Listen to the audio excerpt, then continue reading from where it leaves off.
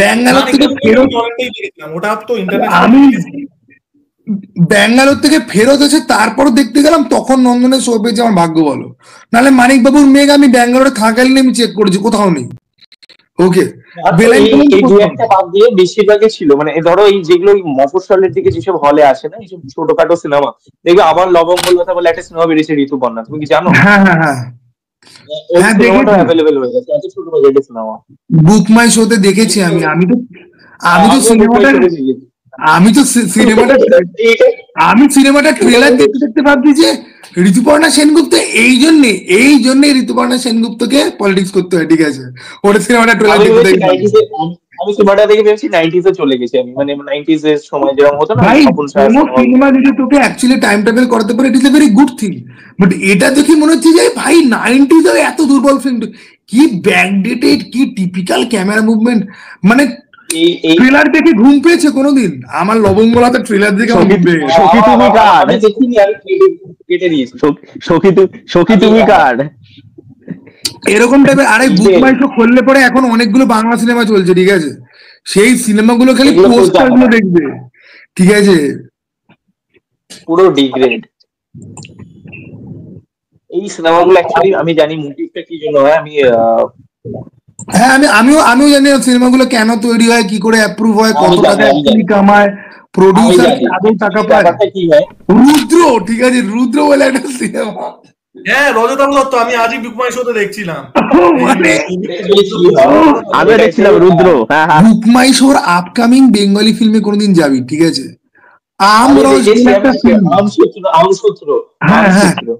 ঠিক ভাই, আমি খালি ভাবছি সিনেমাটা রিলিজ হবে না, তারপর অপারেশন সুন্দরবন না কি একটা, ওটা রিলিজ হবে না কোনোদিন। গোবুচন্দ্র রাজের গোবুচন্দ্র মন্ত্রী, হ্যাঁ হ্যাঁ, ওটা এখনো আছে। ওটা কবে টিভিতে এসে, ওটা হলে রিলিজ হয়নি, ওটা যদিও বা ওটিভিতে হয়েছিল। ওটা টিভিতে প্রিমিয়ার হয়েছিল। হ্যাঁ হ্যাঁ, আমার লবঙ্গলতা বা এই যে কি ভূতের পাল্লায় ভূতনাথ, এইসব সিনেমা, বা আমি রবীন্দ্রনাথ, এই ধরনের সিনেমা কেন তৈরি হয়? এদের অ্যাকচুয়ালি কি হয়, এই মানে প্রডিউসাররা যারা থাকে না, এরা হচ্ছে নিজেদের ছেলে মেয়ে বউ এদেরকে লঞ্চ করাতে চায়, ঠিক আছে? এবার যে লঞ্চ করাবে সেটা এবার ডিরেক্টরকে গিয়ে বলছে আমি এত অ্যামাউন্ট দিচ্ছি, তুমি এই কাস্টিং নিয়ে নে, কোনো খরচা দিতে হবে, মানে আমি তো সব দিয়ে দিচ্ছি, তুমি করে দাও। ও করে দেয়।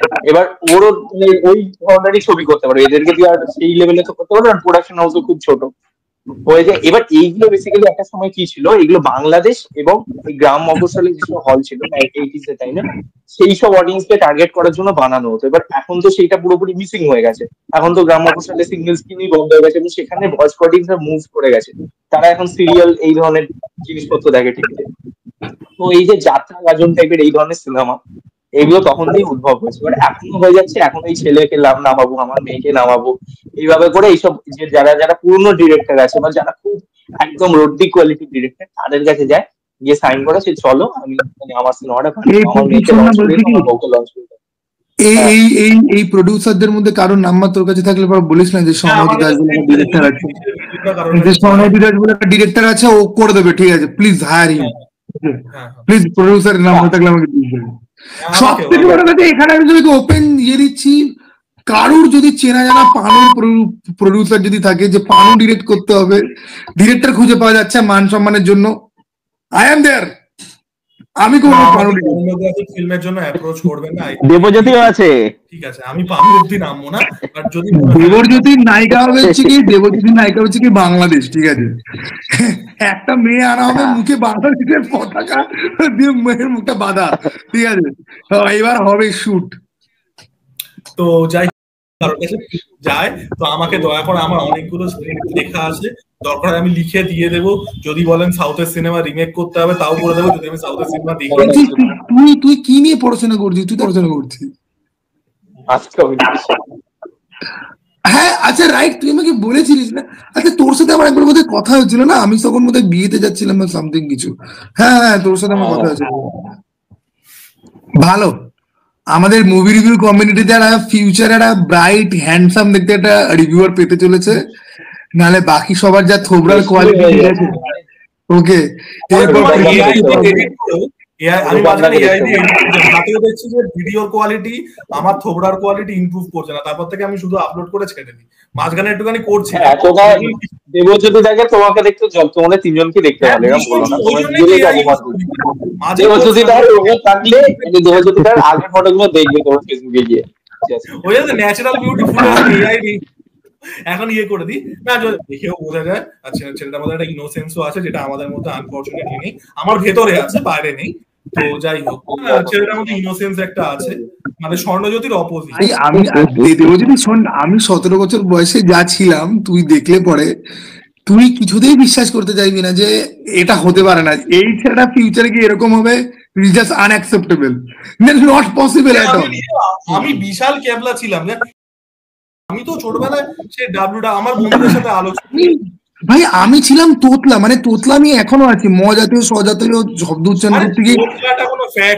আরে সিম্বাকে শোন না, সিম্বাকে আমি বলেছি ছিম্বা, একজন কমেন্ট লিখছে এটা ছিম্বাটা কি খায় না মাথায় দেয়। ওদের সাথে স্বর্ণজ্যোতি একটা ভিডিও করেছিল, সেটাকে আমি এতটাই মাথা মোটা ছিল, আমি সেটাকে সত্যি ভেবেছিলাম, আমি বলে এত সত্যি ফোন করে কেউ থ্রেড ফেড দিচ্ছে, এটা আবার কিরকম কন্টেন্ট, কোন ভিডিওটা, কোন ভিডিও আছে কোনটা ঐতিহাসিক ভিডিও। তো ওইটা দেখে দেবজ্যোতিটাকে, না দেবজ্যোতিটার মধ্যে খুব মানে মুভির ব্যাপারে ভীষণ শখ আছে এবং ইন্টারন্যাশনাল মুভি দেখে, স্বর্ণজ্যোতিটাও দেখে। আর সিনেমা অথেন্টিক দেওয়া হচ্ছে বাংলা সৌভিকদা মুভি রিভিউ লেখে কিন্তু খুব ভালো সিনেমা ইয়েতে। সৌভিকদার অ্যাকচুয়ালি এক্সপেরিয়েন্সটা অনেক আমাদের থেকে বেশি, উনি মানে কতটা স্টেজ থেকে দেখছেন না সিনেমা, তোমাকে ইনডাইরেক্টলি কিন্তু অনেক আগে থেকেই। অ্যাকচুয়ালি আমার ক্ষেত্রে যদি বলি, আমার ক্ষেত্রে আমি বলছি তাই আমাকে বলি আর কি, আমার যে সিনেমা দেখা শুরু হয়েছিল ছোটবেলাতে ওই ডিডি বাংলাতে হচ্ছে উত্তম সুজিতের সিনেমাগুলো দিয়ে, তখন ওগুলো দেখতাম বাবা মার সাথে বসে বসে, বুঝতাম না তো কিছু, ওই দেখতাম। তো তারপরে আস্তে আস্তে করে হচ্ছে সত্যজিৎ রায় থেকে শুরু করে মৃণাল সেনকে চিনতে শুরু করি, অমিতাভ বচ্চন, কমল হাসান, তাদের চিনতে শুরু করি, সেখান থেকে আস্তে থেকে এক্সপার্ট আস্তে করে বাড়তে শুরু করে আর কি, এইভাবে আমার বিয়েটা হয়েছে আর কি। তারপরে তো যুগার উপর এসব জানলাম আস্তে থেকে, তারপরে এই আর কি।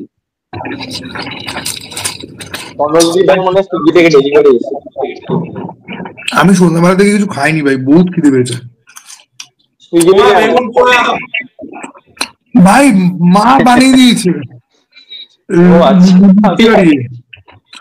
আচ্ছা কলিং বেল শুনে দেখ, আমি যেহেতু দোতলায় থাকি তাই কলিং বেল আমি একটা বসিয়ে নিয়েছি যে আসার আগে একটু কলিং বেল টিপে আসবে, নাহলে ঘরে আমি ভালো অবস্থায় থাকি না সবসময়, ঠিক আছে। জামা কাপড় পরা, মানে সরি আমি বলছি জামা কাপড় পরার জন্য ভিডিও করার জন্য আমি জামা কাপড় অ্যাকচুয়ালি পরি। ওকে, তো ওইটা হচ্ছে কি ব্যাপার, এত ডিটেইলস দিস না প্লিজ, নিতে পারছি না, এত যাওয়া দরকার নেই, এত ডিটেইলস আমরা বুঝে গেছি। হ্যাঁ আমরা বুঝে গেছি, ভালো ছেলে, ছেলেটা একটু মিসআন্ডারস্টুড, একটু চুটিয়ে আছে, যাই হোক ছেলেটা কিন্তু খারাপ না। আমি আর কিছু বলবো না, আমি এসবের অনেক উর্ধে, ঠিক আছে। শোনো এখন বড় বড় ইউটিউব চ্যানেলে যাচ্ছে, শোনো এখন আমাদের লেভেলে নেই, শোনো হচ্ছে আমাদের মধ্যে থেকে, শোনো হচ্ছে এখন বিগ লিগ। স্বর্ণজ্যোতিটা রূপমদার সাথে একটা ইন্টারভিউ ছিল না তখন? হ্যাঁ ওটা আছে, আমি দেখাতে একটু লিংকটা পাচ্ছি না।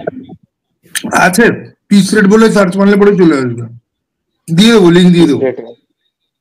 ঠিক আছে, চলো ব্যাপারই আলাদা, দেখেছিস আমার, দেখ আমার চ্যানেল সারা রিচ রেস চ্যানেল, কোনো ভিউ আছে না, কিচ্ছু না, এখন লোকের পডকাস্টে।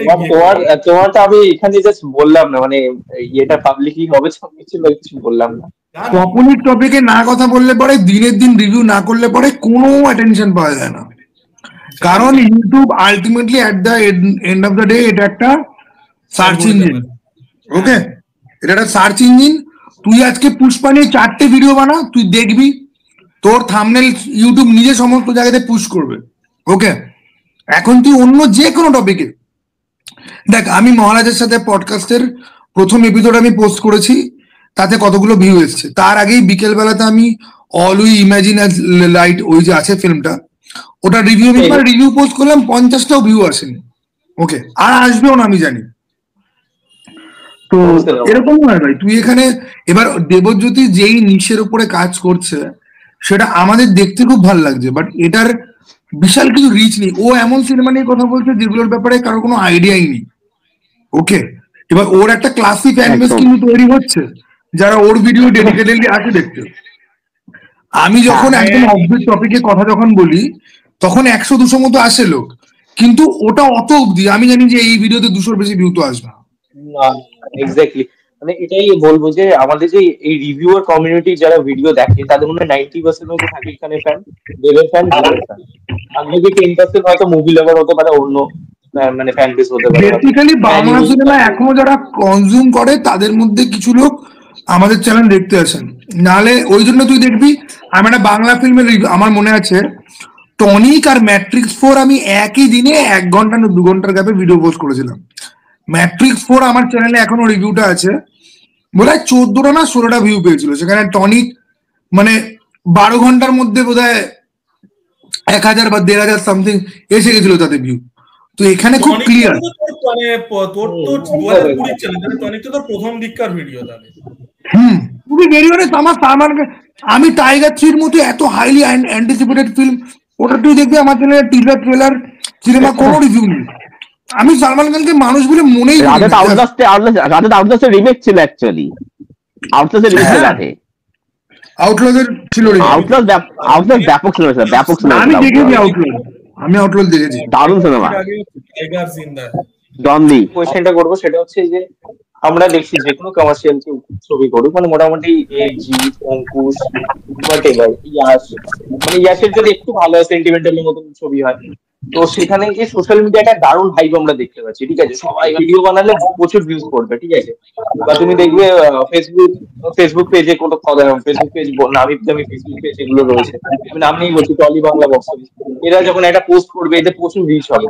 কিন্তু মানে যদি হলে যদি দেখো, হলের ফুটফলস কিন্তু অনেক কম কম্পারেটিভলি। যদি আমি কম্পেয়ার করি টনিক, প্রজাপতি, বেলা শুধু, সেমি কমার্শিয়াল বা আরবান সেন্ট্রিক যেসব ছবি আছে তার সঙ্গে তুলনা করলে অনেক কম। তো এটা তোমাদের মানে এটা তোমাদের কি পয়েন্ট অফ ভিউ, কেন এরকম হচ্ছে?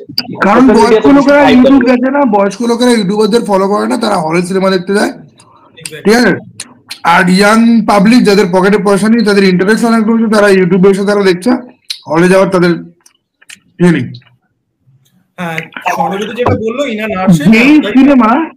যেই সিনেমা আমার মা নিজে থেকে যে বাবাই আমি দেখতে যাচ্ছি এই সিনেমাটা নাকি খুব ভালো হয়েছে, আমি বুঝি সেই সিনেমা মোটামুটি 5-7 কোটি তো কামিয়ে ফেলেছে, সেটা বহুরূপী হোক বা প্রজাপতি হোক, ঠিক আছে। ওকে, যে মায়ের কাছে অব্দি পৌঁছে গেছে, মা সিনেমা দেখতে যাচ্ছে মানে যে ভাই এই সিনেমাটা ভাই হিট হয়ে গেছে অলরেডি। কিন্তু বেলা শেষে আমি মাকে দেখতে অ্যালাউ করিনি, ওই সিনেমা দেখে মেন্টাল ব্রেকডাউন হয়ে যাওয়ার আর কিছু হয় না, খুব জঘন্য সিনেমা। আন্টি নিজে থেকেই বলেছে, আমি যা মানে আন্টি নিজে থেকেই বলে নাকি তুমি বলো যে এরকম যাও ভালো হয়েছে? আমি বলি না, আমি আমার কিন্তু বেলা শেষে খারাপ লাগেনি, আমার ভালো বেলা শুধু টোটালি শোন, আমার বাড়িতে একমাত্র অ্যান্টি সোশ্যাল আছে হচ্ছে কি আমি, আমার মা বাবা দুজনেরই অনেক বন্ধু বান্ধব আছে, তো ওরা তাদের সঙ্গেই যায়, ঠিক আছে। এবার বয়স্কদের মধ্যে জিনিসটা ছড়ায় একটুখানি টাইম, প্রথমে কেউ বললো, তারপরে তার থেকে কেউ, তারপর হ্যাঁ, এই যে আমরা বলি যে ওয়ার্ড অফ মাউথ ছেড়ে হচ্ছে, এটা প্রপার এক্সাম্পল হচ্ছে যে সোশ্যাল মিডিয়া থ্রুতে হয় না ওদের, কিন্তু ব্যাপারটা সোশ্যাল মিডিয়া থ্রুতে হয় না। ওরা যতটা ফেসবুকে ধরো উইন্ডোজকে ফলো করে গেছে, উইন্ডোজ যে পাবলিক রিভিউটা দিচ্ছে ওরা দেখছে, আচ্ছা ভালো বলেছে চলে যায়। ওদের যে যারা বন্ধুরা মানে আচ্ছা আমার এই সৌমিক দা বা এই অজয় দা দেখতে গেছিলাম, এক্সাম্পল দিচ্ছি নাম দি, ওরা বললো ভালো হয়েছে চলো আজকে যাবো, তাহলে আজকে চলো বিকেলে ছোট দেখতে, যে এরকম একটা তাদের মধ্যে মোটিভ চলে আসে, এইভাবে তোরা জানতে পারে আর কি।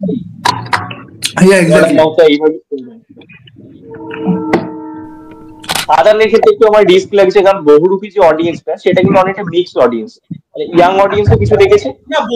বহুরূপী কিন্তু ইয়েতে সেমি আরবান আর রুরাল সাইড গুলো তো একটা লেভেল অফ পেনিট্রেশন করেছে, কিন্তু তুমি যদি দেখো সেটা একটা কমপ্লিট প্যাকেজ।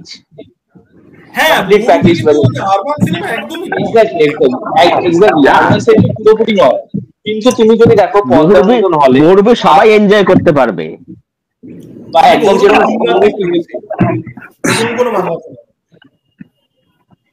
যে মানে কয়েকটা এরকম আছে সিঙ্গেল স্ক্রিন একদম মফস্বলের দিকে বা গ্রামের দিকে, সেই সব সিঙ্গেল স্ক্রিনে কিন্তু বহুরূপী সেই লেভেলে ব্যবসা করে যতটা পাঠান জওয়ান করেছে, এটা কিন্তু মানতে হবে। সেটা তো একটা কারণ, একটা তো সার্টেন ব্র্যান্ডিং এরও ব্যাপার আছে, তাই না? শিবপ্রসাদ মুখোপাধ্যায়কে হয়তো একটা মানে কি বলবো যে ইন্টিরিয়ারের দর্শক যেটাকে বলি, যদিও সেটার মধ্যেও অনেকগুলো নুয়ান্স আছে, একটা আমব্রেলাটা আমি ইউজ করে দিই, সেটা উচিত না, বাট যদি আমি সেটাও করি, সেটাও তারাও তো শিবপ্রসাদ মুখোপাধ্যায়কে সেই অর্থে চেনে না, সে তো আরবান সেন্ট্রিক সিনেমাই বানায়, তাই না? আজকে একটা বহুরূপী হয়েছে, তারপরে যদি 4টে বহুরূপী আরো হয়, তারপরে শিবপ্রসাদ মুখোপাধ্যায়ের পরের সিনেমা একটা হিউজ একটা পাঠান জামানের লেভেলের ব্যবসা না করলে হয়তো মানে অনেক বেশি করবে, বাট সেটা তো একটা step. Bahurupi is the first step. Actually বহুরূপীও না, রক্তবীজ থেকে শুরু হয়েছিল, রক্তবীজ, তারপরে প্রধান, তারপরে বহুরূপী, এই যে ধারাটা হচ্ছে, আমি বলছি আর কি, হ্যাঁ, এই যে একটা সেন্সিবিলিটি এসছে রক্তবীজের পর থেকে। রক্তবীজের বহুরূপী অনেক বেটার সিনেমা, আমি সেটা বলছি না, প্রধানও খুবই ভালো সিনেমা ছিল, আমার হেভি লেগেছিল। এবার দেখা যাক খাদান, সেটাকে continue. Khadaan is going to be যে এই যে ইন্টেরিয়ার দর্শক যেটাকে আমরা বলি, এই যে সেটটা, এটা কিন্তু দেবদার ফ্যান, এদের মধ্যে একটা সিগনিফিকেন্ট অডিয়েন্স কিন্তু আগে চ্যালেঞ্জ বা দেখতে গিয়েছে। দেবদার বেশিরভাগ ফ্যান বেজি হচ্ছে গ্রাম মফস্বলের সাইডে, মানে যদি তুমি দেখো ওখানে এখনো গেলে দেখি তাদের ফটো লাগানো আছে, এফেক্টটা হবে যদি খাদান হিট করতে পারে।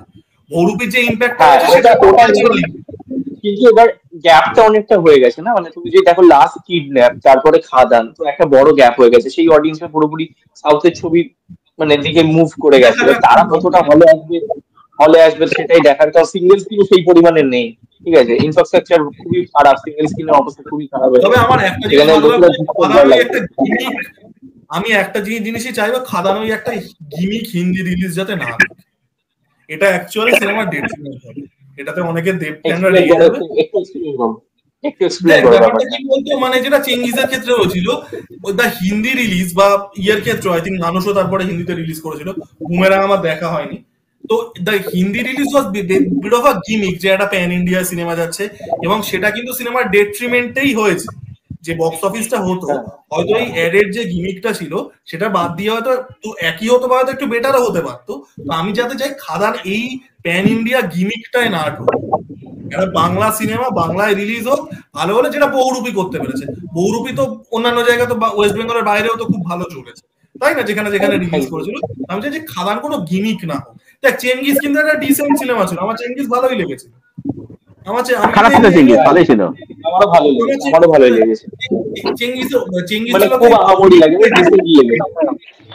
একটা এন্টারটেইনিং ফিল্ম, একটা এন্টারটেইনিং অ্যাকশন ফিল্ম গ্যাংস্টার জনরাতে, সেটাতে ফোকাস করার বদলে people focus on the pan India aspect, তাই না? এবং সেটা কিন্তু সিনেমার ডেট্রিমেন্টেই কাজ করেছে। ইট ওয়াজ আ জেনুইনলি এন্টারটেইনিং ফিল্ম, আমি দেখতে গেছি, আমি হেভি এনজয় করেছি।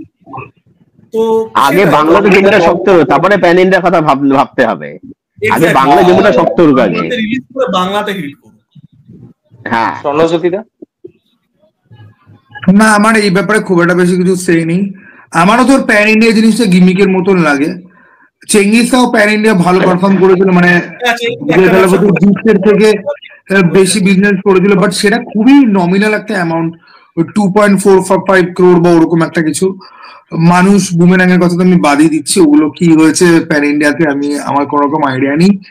এর ব্যাপারটা হচ্ছে কি যে আমাদের এখানে প্রচুর হল ফল খুলতে হবে, মানে অনেক বন্ধ হয়ে যাওয়া হল ফল খুলতে হবে, ঠিক আছে, সেইটা যতদিন না হবে হবে না। ওকে,